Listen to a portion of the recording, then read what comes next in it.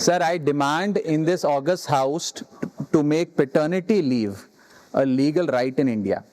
Sir, हमारे देश में जब बच्चे का जन्म होता है तो बधाइयां माँ बाप दोनों को मिलती हैं, लेकिन जिम्मेदारी पूरी तरीके से माँ यानी कि मदर के हिस्से में डाल दी जाती है और हमारा सिस्टम केवल मैटरनिटी लीव को मान्यता देता है, रिकॉग्नाइज करता है। ये एक सोसाइटल फेलियर है जिसे हमारे लॉज रीइंफोर्स कर रहे हैं। सर, कानून समाज का आईना होता है और जब कानून में फादर यानी पिता की केयर गिविंग रिस्पॉन्सिबिलिटीज को मान्यता नहीं दी जाती है तो हम इंस्टीट्यूशनली ये संदेश दे रहे हैं कि पेरेंटिंग केवल मां की जिम्मेदारी, it is only and only the mother's job. मैं ये मांग करता हूं कि पैटर्निटी लीव को लीगल राइट के रूप में मान्यता दी जाए। केयर गिविंग सिर्फ मां की जिम्मेदारी नहीं मानकर जेंडर डिवाइड को और गहरा नहीं किया जाना चाहिए।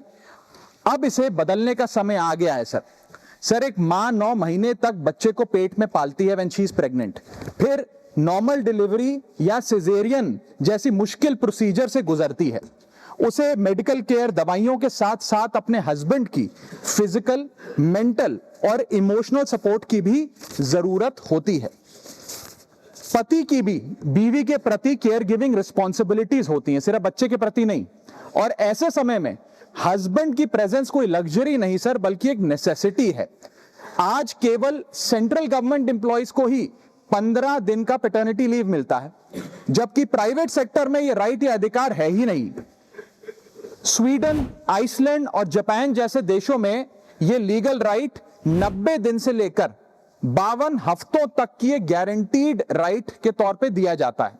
भारत में 90% वर्कफोर्स प्राइवेट सेक्टर में है, यानी कि अधिकांश पिताओं के पास यह अधिकार है ही नहीं।